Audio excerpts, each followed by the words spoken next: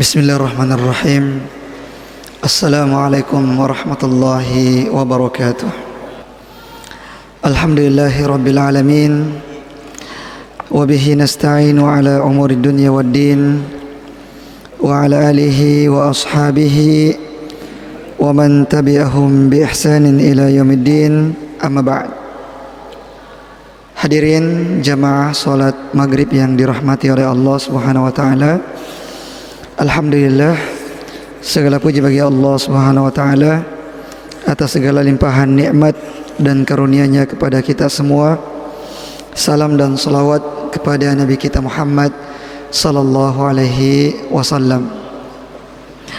Jamaah yang dirahmati oleh Allah Subhanahu wa taala, kembali kita melanjutkan pembahasan kita dari buku Ar-Rahiqul Makhtum yang berbicara tentang sirah nabawiyah, perjalanan hidup Nabi kita Muhammad sallallahu alaihi wasallam. Pada pertemuan yang lalu, jamaah yang dirahmati oleh Allah Subhanahu wa taala, kita telah membahas tentang dakwah secara terang-terangan. Kemudian setelah mulainya dakwah secara terang-terangan, yaitu pada tahun ketiga kenabian, 1 tahun setelahnya pada tahun keempat kenabian, orang-orang Quraisy semakin gencar untuk menindas kaum muslimin, terutama mereka yang tidak memiliki kerabat yang kuat, seperti para budak dan orang-orang yang sifatnya pendatang di kota Mekah. Mereka banyak mendapatkan intimidasi, siksaan, bahkan ada yang sampai dibunuh, seperti Sumayyah dan juga Yasir suaminya. Jamaah yang dirahmati oleh Allah Subhanahu wa taala, oleh karenanya pada pembahasan kali ini kita akan melanjutkan silsilah perjalanan hidup Rasulullah sallallahu alaihi wasallam tersebut. Ketika Rasulullah sallallahu alaihi wasallam melihat semakin terpojoknya kaum muslimin, semakin banyaknya kaum muslimin yang menderita dengan siksaan-siksaan yang luar biasa dari orang-orang Quraisy, maka Nabi sallallahu alaihi wasallam pun memilih satu tempat di mana Rasulullah mengajarkan Islam kepada mereka, mentazkiyah mereka, mentarbiyah mereka, membimbing mereka, mengajarkan Al-Quran dan Sunnah. Dan tempat tersebut adalah rumahnya Arqam bin Abil Arqam, karena rumah beliau terletak di Bukit Safa, di kaki Bukit Safa, yang jauh dari penglihatan orang-orang Quraisy. Rasulullah SAW memulai dakwah beliau kepada kaum muslimin yang sudah masuk Islam, menguatkan mereka, menguatkan keimanan mereka, mentazkiyah mereka di tempat tersebut tanpa diketahui oleh orang-orang Quraisy. Selain daripada itu, Rasulullah SAW juga mengizinkan kepada kaum muslimin untuk berhijrah, hijrah yang pertama kali. Dan Rasulullah memilih tempat hijrah yang pertama ini adalah negeri Habasyah, negeri Habasyah. Kalau sekarang daerah Ethiopia atau sekitar Sudan di benua Afrika. Rasulullah SAW memilih Habasyah sebagai tempat hijrahnya kaum muslimin karena Rasulullah mengetahui bahwasanya rajanya, yaitu Raja Najasyi, adalah seorang raja yang sangat adil, yang tidak ada seorang pun dizolimi dari rakyat-rakyatnya. Kalau ada yang dizolimi, maka sang raja yang adil ini akan segera menyelesaikan masalah tersebut, sehingga orang-orang takut untuk berbuat kezaliman di negeri Habasyah. Sehingga Rasulullah sallallahu alaihi wasallam, meskipun Rasulullah tahu di negeri Habasyah mereka beragama Nasrani, mereka beragama Nasrani yang berbeda akidahnya dengan kaum muslimin, tapi tidak ada pilihan yang lain, dan inilah pilihan yang paling ringan mudaratnya, karena rajanya adalah raja yang adil dan jauh dari jangkauan orang-orang Quraisy yang ada di kota Mekah. Maka beberapa kaum muslimin, dan hijrah yang pertama kali ini terjadi pada bulan Rajab tahun kelima kenabian. 1 tahun setelah terjadinya penindasan terhadap kaum muslimin. Kita sebutkan tadi bahwasanya penindasan itu dimulai pada awal-awal tahun keempat kenabian, dan hijrah ini pada bulan Rajab pertengahan, jadi 1,5 tahun pada bulan Rajab tahun kelima kenabian. Dalam hijrah tersebut ada 16 sahabat dan sahabiyah yang hijrah, ada 12 orang laki-laki dan 14 orang perempuan. Di antara mereka adalah Utsman bin Affan radhiyallahu taala an beserta dengan istri-istrinya Ruqayyah binti Muhammad sallallahu alaihi wasallam. Dan Utsman bin Affan menjadi pimpinan rombongan hijrah yang pertama tersebut. Nah, dan mereka pun tiba di negeri Habasyah tanpa ada kendala, tanpa ada rintangan, tanpa ada hambatan. Nah, kemudian jamaah yang dirahmati oleh Allah Subhanahu wa taala, 2 bulan setelah mereka hijrah, tepatnya pada bulan Ramadan, di kota Mekah Rasulullah sallallahu alaihi wasallam membaca beberapa ayat atau membaca surah An-Najm secara keseluruhan di tengah-tengah kaum Quraisy yang pada waktu itu mereka sedang sibuk dengan urusan-urusan mereka. Namun mereka pada waktu itu sangat terkesima, sangat terkesan, sangat kagum dengan ayat-ayat yang dibaca oleh Rasulullah sallallahu alaihi wasallam. Mereka mendengarkannya dengan penuh kekhusyuan dari ayat yang pertama sampai ayat yang terakhir. Padahal surah An-Najm sekitar 3 halaman.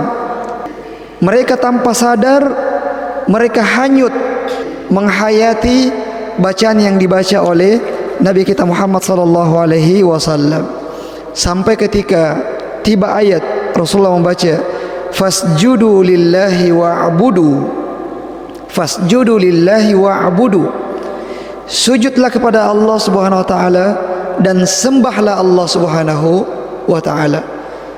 Pada saat sampai di ayat ini, Rasulullah sallallahu alaihi wasallam sujud, dan ternyata orang-orang Quraisy tanpa mereka sadari mereka juga sujud bersama Nabi sallallahu alaihi wasallam di tempat-tempat mereka tanpa mereka sadari, karena terbawa dengan keindahan ayat-ayat tersebut.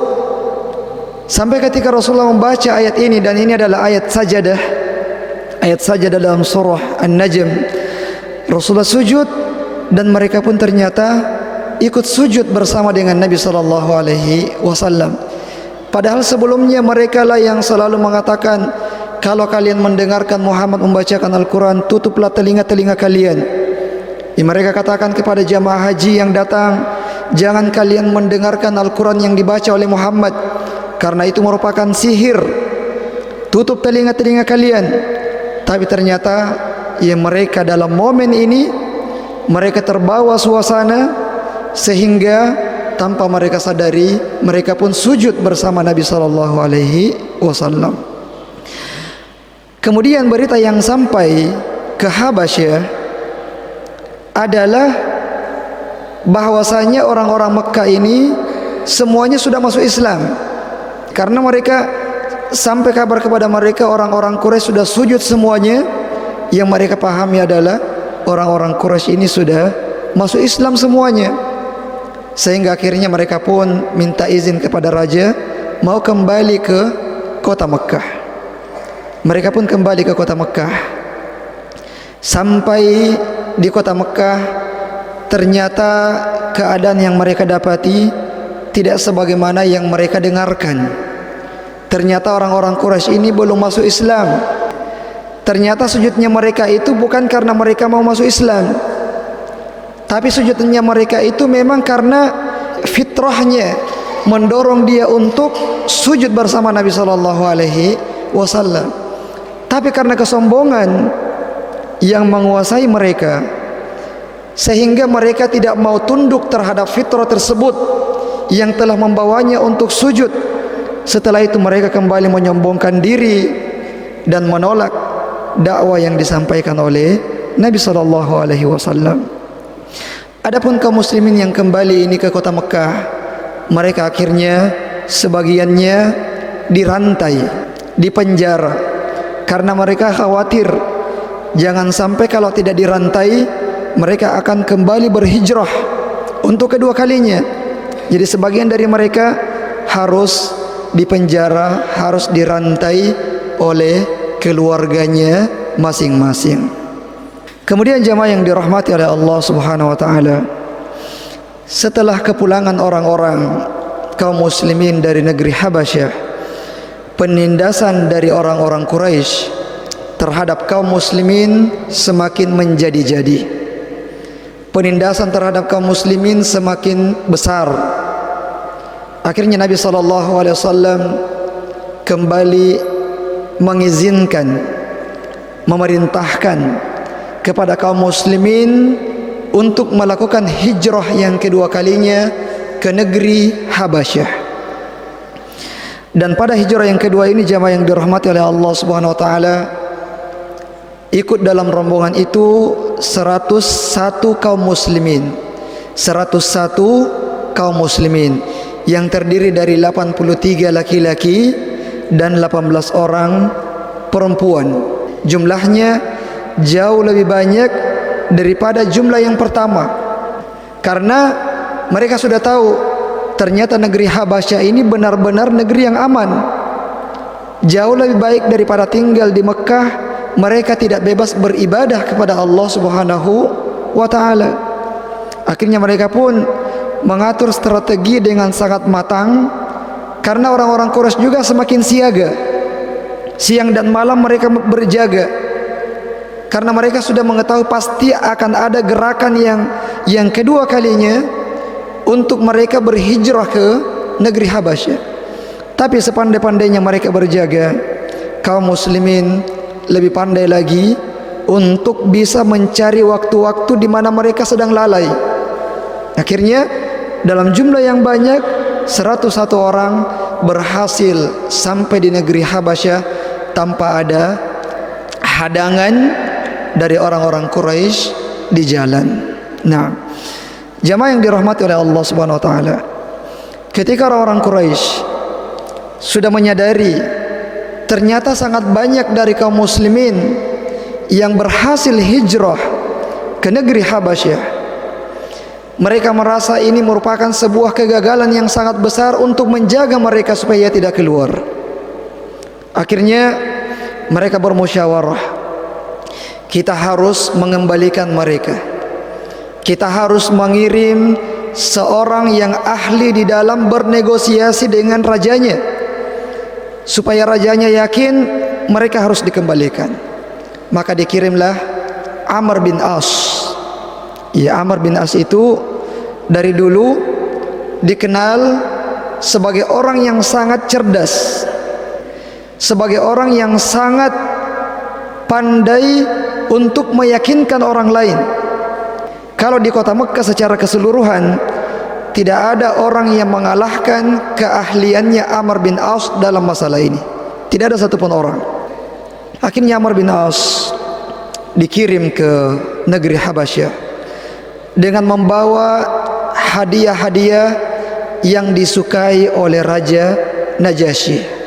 Nah, setelah sampai di negeri Habasyah, bertemu dengan Raja Najasyi, dan mengatakan kepada Raja Najasyi, wahai sang raja, telah kabur ke negerimu orang-orang yang bodoh dari masyarakat kami. Mereka telah meninggalkan agama nenek moyang mereka, dan mereka juga tidak masuk ke dalam agama yang kamu anut. Mereka tidak masuk ke dalam agama Nasrani. Mereka ini adalah orang-orang yang sesat. Kami minta kepadamu, wahai raja, kembalikan mereka ke kami. Kami akan mengajari mereka supaya kembali kepada hidayah. Hidayah, padahal kesesatan. Kami akan memberikan mereka petunjuk-petunjuk supaya mereka menyadari kesalahan-kesalahannya. Tapi Raja Najasyi adalah orang yang bijaksana. Dia tidak mau mendengarkan dari satu pihak saja. Masalah ini harus diperhadapkan antara kedua pihak, antara pihaknya Amr bin As dengan pihaknya kaum muslimin. Akhirnya kaum muslimin pun dipanggil, dan mereka tidak tahu siapa yang diangkat sebagai juru bicara, sementara lawannya ini adalah Amr bin As, orang yang sudah mereka kenal, sangat pandai di dalam masalah perdebatan, masalah bernegosiasi, sangat pandai. Akhirnya ya dipilihlah Ja'far bin Abi Thalib. Meskipun sangat jauh kualitasnya, kualitas diskusinya dibandingkan dengan Amr bin Aus, tapi tidak ada yang lain. Akhirnya dipilih Ja'far bin Abi Thalib radhiyallahu ta'ala an untuk menghadapi Amr bin Aus. Kemudian Amr bin Aus mengatakan kepada sang raja, wahai raja, sesungguhnya mereka ini telah mengatakan terhadap Isa, nabinya orang-orang Nasrani, perkataan-perkataan yang mungkin tidak layak untuk Nabi Isa. Akhirnya sang raja mengatakan kepada Ja'far bin Abi Thalib, apa pendapat kalian tentang Isa bin Maryam? Akhirnya Ja'far bin Abi Thalib membacakan beberapa ayat di dalam surah Maryam, dari ayat pertama sampai beberapa ayat setelahnya, yang berbicara tentang Isa, yang berbicara tentang Maryam. Kemudian sang raja meneteskan air matanya. Begitu pula dengan para uskup yang ada di sekitarnya, semuanya menangis mendengarkan ayat-ayat yang dibaca oleh Ja'far bin Abi Thalib. Melihat hal itu, Amr bin Aus sudah mulai khawatir bahwasanya misi yang dibawa ini pasti akan gagal. Kenapa bisa sang raja ini sampai menangis mendengarkan bacaan-bacaan tersebut? Kemudian sang raja mengatakan, sesungguhnya apa yang dibawa oleh nabimu itu bersumber dari sumber yang sama yang dibawa oleh Isa bin Maryam. Tidak ada perbedaannya sama sekali. Ini sang raja orang yang berilmu. Dia mengetahui kitab Injil yang murni, yang asli, yang belum ada perubahan-perubahan di dalamnya. Sehingga dia sangat mengetahui bahwasanya kalimat-kalimat ini sama persis dengan kalimat-kalimat yang ada di dalam kitab Injil. Akhirnya Amr bin Aus disuruh pulang membawa semua hadiah-hadiah yang dia bawa. Amr bin Aus baru kali ini dia gagal di dalam negosiasi yang dia lakukan sepanjang hayatnya. Luar biasa. Karena dia tidak berhadapan dengan kata-kata manusia, tapi berhadapan dengan kata-kata Allah Subhanahu wa ta'ala, berhadapan dengan firman-firman Allah Subhanahu wa ta'ala yang tidak datang kepadanya kebatilan dari hadapannya dan juga dari belakangnya. Akhirnya kaum muslimin merasa tentram, aman dan damai di negeri Habasyah. Kemudian jamaah yang dirahmati oleh Allah Subhanahu wa taala, setelah kembalinya Amr bin As dengan membawa misi yang gagal, kaum musyrikin semakin menjadi-jadi, semakin geram, dan mereka melampiaskan kemarahannya terhadap kaum muslimin yang ada di kota Mekah. Bahkan tidak tanggung-tanggung mereka sudah mulai menyakiti Rasulullah sallallahu alaihi wasallam yang sebelumnya mereka tidak pernah berani untuk menyakiti Nabi sallallahu alaihi wasallam karena wibawanya Rasulullah, karena Rasulullah berasal dari Bani Hashim, ya suku yang sangat dihormati, yang sangat disegani di kota Mekah, karena Rasulullah merupakan keponakan dari Abu Talib, yang dimana Abu Talib merupakan salah seorang pemimpin di kota Mekah yang sangat dihormati. Mereka tidak berani, tapi sekarang mereka sudah mulai berani untuk menyakiti Nabi sallallahu alaihi wasallam. Di antara mereka adalah Utaibah bin Abu Lahab, sepupu Nabi sallallahu alaihi wasallam. Utaibah bin Abu Lahab, anaknya Abu Lahab, yang berani untuk kalau seperti ini, ya dipegang kerah bajunya Nabi sallallahu alaihi wasallam sampai robek, kemudian meludah ke arah Nabi sallallahu alaihi wasallam.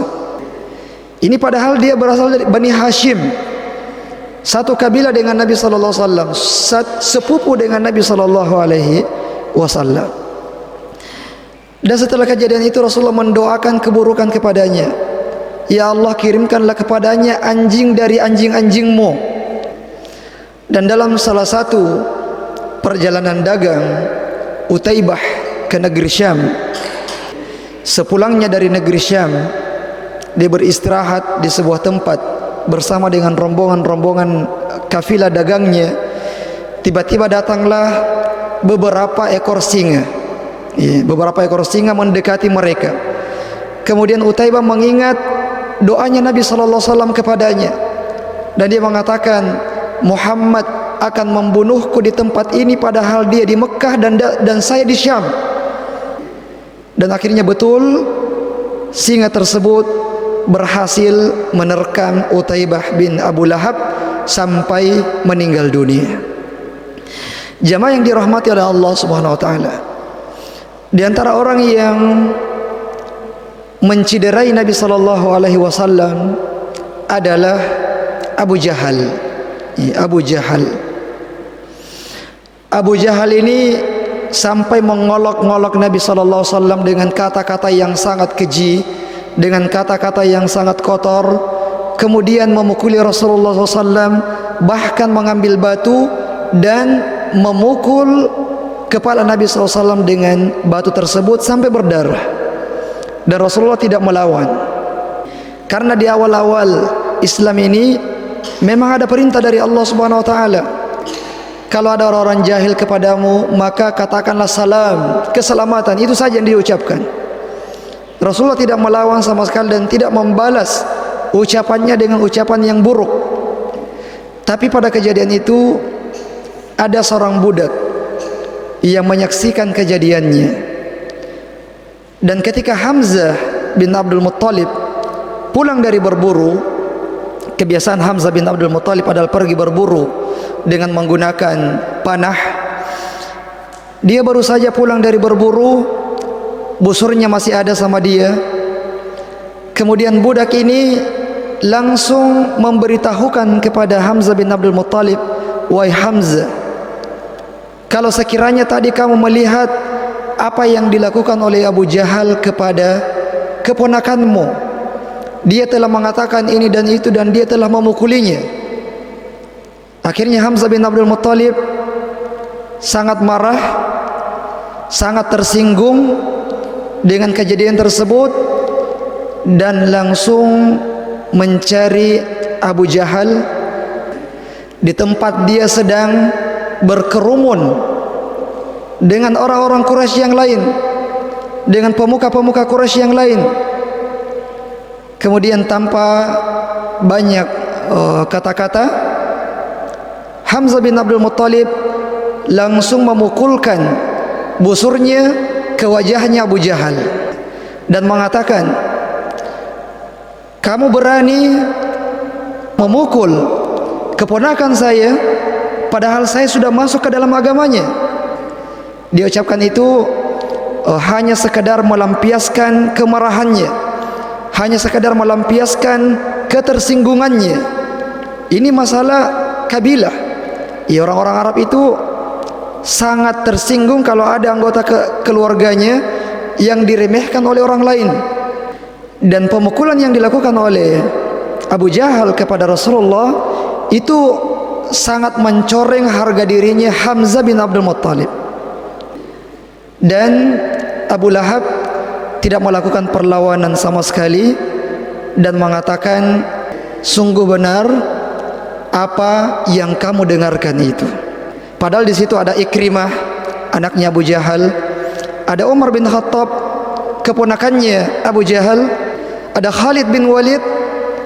Khalid bin Walid ada hubungan kekerabatan dengan Abu Jahal, sama-sama Bani Makhzum, berasal dari satu kabilah. Tapi ini adalah permasalahan pribadi antara Hamzah dengan Abu Jahal. Tapi setelah itu Allah Subhanahu wa taala melapangkan dadanya Hamzah untuk masuk ke dalam agama Islam. Setelah kejadian itu Allah melapangkan dadanya Hamzah bin Abdul Muttalib untuk memeluk agama Islam. Dan dia pun mendatangi Rasulullah SAW dan bersaksi, asyhadu an la ilaha illallah Muhammadar Rasulullah. Dan ini ya terjadi pada bulan Zulhijjah tahun ke-6 kenabian. Bulan Zulhijjah tahun ke-6 kenabian.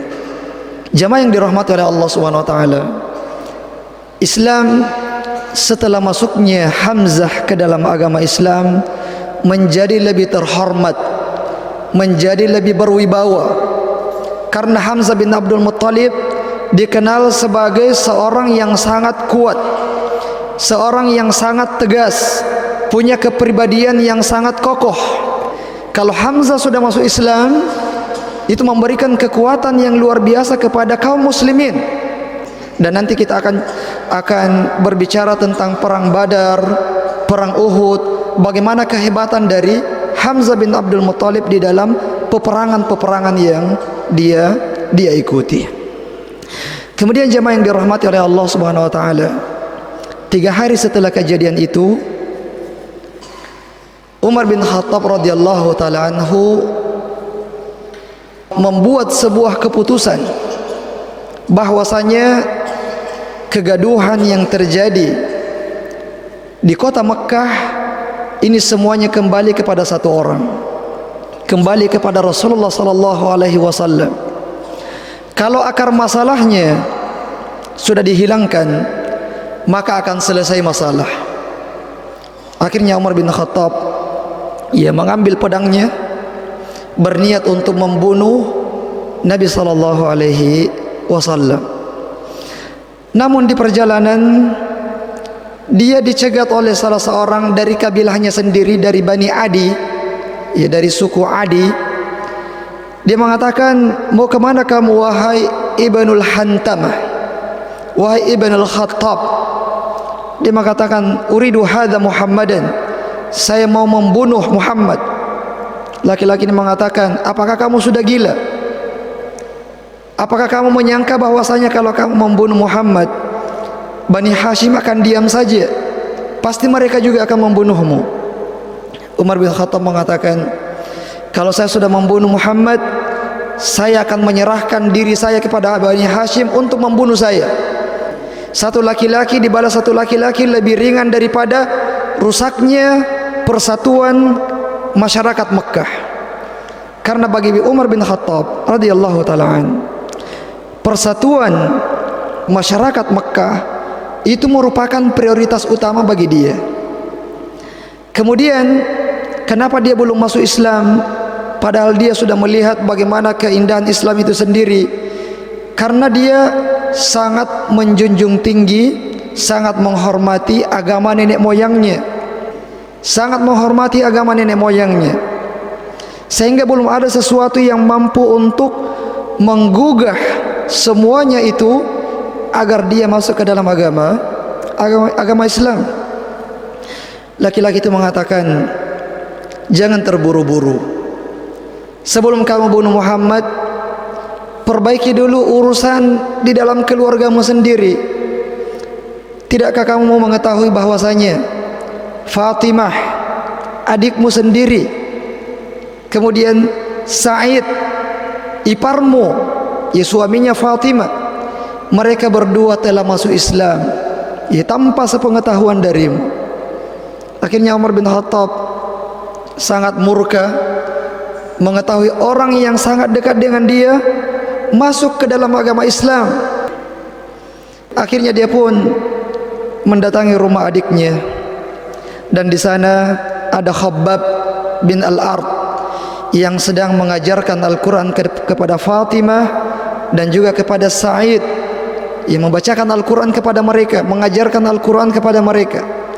Dan dari luar Umar bin Khattab sudah mendengarkan beberapa bacaan yang mereka sedang baca. Akhirnya Umar pun mengetuk pintu, kemudian dipersilakan masuk ke dalam rumahnya Fatimah dan mengatakan, suara apa yang barusan saya dengar ini? Fatimah mengatakan, tidak ada, kita cuma berbincang-bincang biasa-biasa saja. Dia mengatakan, saya mendengar kalian berdua telah masuk Islam. Ya, Khabbab bin Al-Ard sudah sembunyi, takut. Mereka berdua saja yang menghadapinya, Fatimah dengan Sa'id. Sa'id mengatakan, wahai Umar, bagaimana pendapatmu kalau sekiranya kebenaran itu bukan pada agamamu? Umar bin Khattab sudah memahami bahwasanya mereka ini sudah masuk Islam kalau seperti ini. Akhirnya Umar bin Khattab memukuli Sa'id, karena Umar bin Khattab sangat kuat. Dia punya fisik itu tingginya luar biasa, iya, sangat tinggi. Kalau misalnya dia berada di kerumunan orang, dia sangat kentara karena tingginya itu. Orang menyangka Umar pasti duduk di atas kuda ini, padahal tidak duduk di atas kuda, dia sedang berdiri karena tingginya itu. Sa'id tidak ada apa-apanya. Ya, akhirnya Fatimah yang melihat suaminya sedang dipukuli Umar bin Khattab melerainya.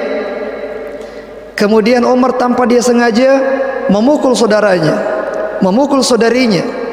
Akhirnya berdarah. Dipukul tanpa sengaja, berdarah. Dan Umar bin Khattab sangat malu dengan kejadian tersebut karena dia memukul seorang wanita. Dan itu pantang sekali bagi Umar bin Khattab memukul seorang wanita, apalagi sampai berdarah. Akhirnya dia pun menenangkan dirinya dan berkata, coba perlihatkan kepada saya apa yang kalian baca itu. Akhirnya Fatimah karena melihat suasananya sudah tenang, mengatakan kepada Umar bin Khattab, sesungguhnya kamu orang musyrik, najis, dan mushaf ini tidak boleh disentuh oleh orang yang najis, oleh orang musyrik. Mandilah, kemudian saya akan memberikan mushafnya kepada. Akhirnya Umar bin Khattab pun mandi dan membaca ya lembaran-lembaran mushaf tersebut yang berisi ya surah Thaha. Beberapa ayat yang dibacakan, yang dia baca di dalam surah Thaha ayat 1 sampai 14, Allah berfirman, Thaha ma anzalna 'alaikal qur'ana litashqa. Kami menurunkan Al-Qur'an kepadamu wahai Muhammad bukan agar kamu bersedih, illa tadhkiratan liman yakhsha. Al-Quran ini merupakan peringatan kepada orang-orang yang takut. Tanzila mimman khalaqal arda was samawatil ula. Diturunkan dari Allah Subhanahu wa taala yang menciptakan langit dan bumi. Ar-Rahmanu 'alal arsy istawa. Ar-Rahman salah satu sifat Allah yang bersemayam di atas arsy. Lahu ma fis samawati wa ma fil ardi wa ma bainahuma wa ma tahta thara. Milik Allah segala apa yang ada di langit dan di bumi dan apa yang berada di bawah tanah. Wa in tajhar bil qawli fa innahu ya'lamu sirra wa akhfa. Kalau kamu melantangkan suaramu, maka sesungguhnya Allah mengetahui yang tersembunyi maupun yang dilantangkan. Allahu la ilaha illahu lahul asmaul husna. Allah, tidak ada Tuhan selain Allah. Allah memiliki nama-nama yang baik dan sifat-sifat yang baik. Wa hal ataka hadithu Musa, dan seterusnya.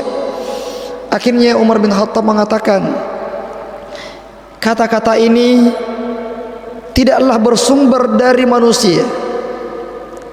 Kata-kata ini pasti bersumber dari yang menciptakan alam semesta ini. Orang-orang Arab itu adalah orang-orang yang fasih. Mereka sangat mengenal bahasa-bahasa, mana syair, mana sajak, mana perkataan biasa, mereka tahu. Dan Al-Quranul Karim ini itu sangat berbeda dengan kalimat-kalimat yang lain. Umar bin Khattab sebagai orang yang fasih sangat menyadari bahwasanya kalimat-kalimat ini adalah kalimat-kalimat dari Tuhan, dari Allah Subhanahu wa taala. Akhirnya dia pun mengikrarkan keislamannya. Dia mau masuk Islam.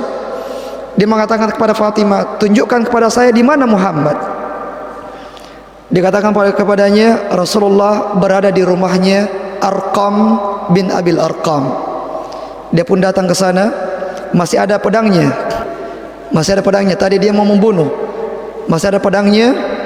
Dia bawa ke rumah Arqam bin Abil Arqam, mengetuk pintunya.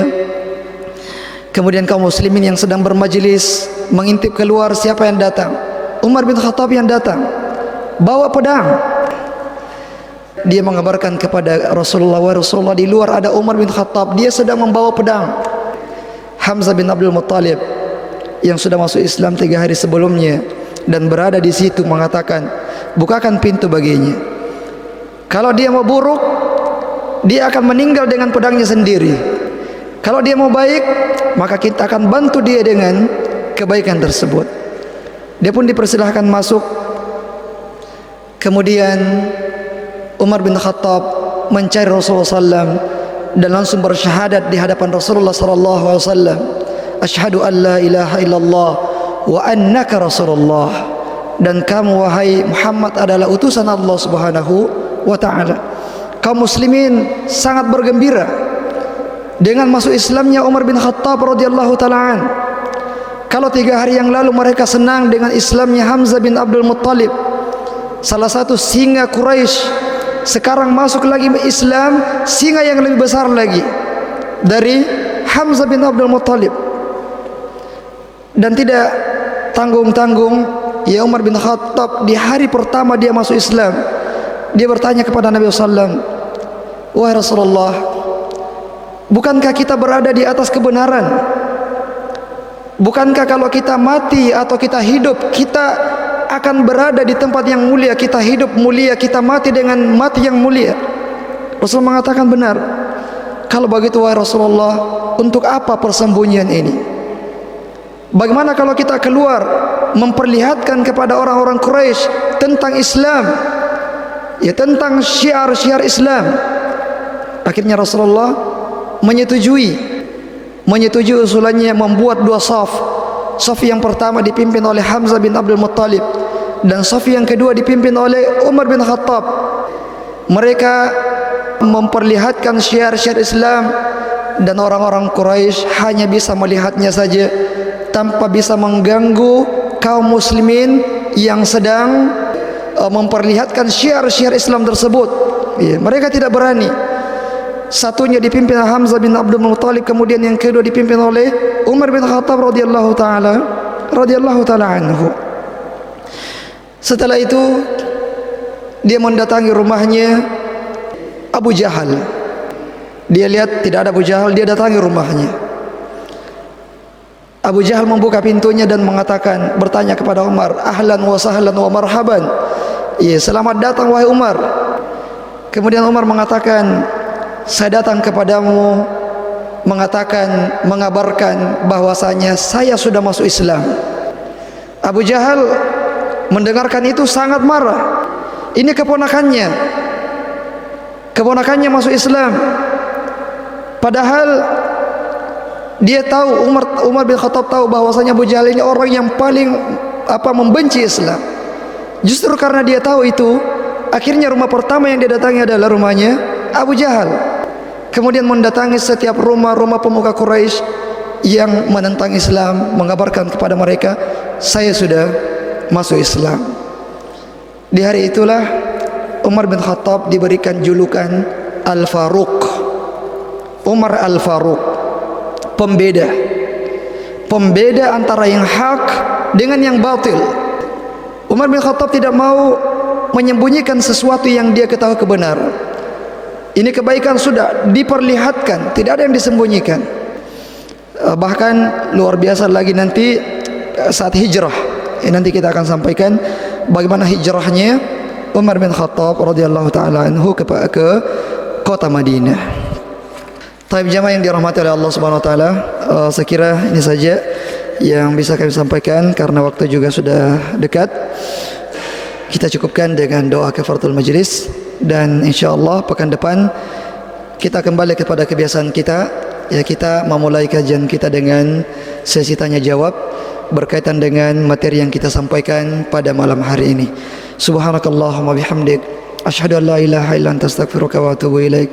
Wa akhiru da'wana alhamdulillahi rabbil alamin. Wassalamu alaikum warahmatullahi wabarakatuh.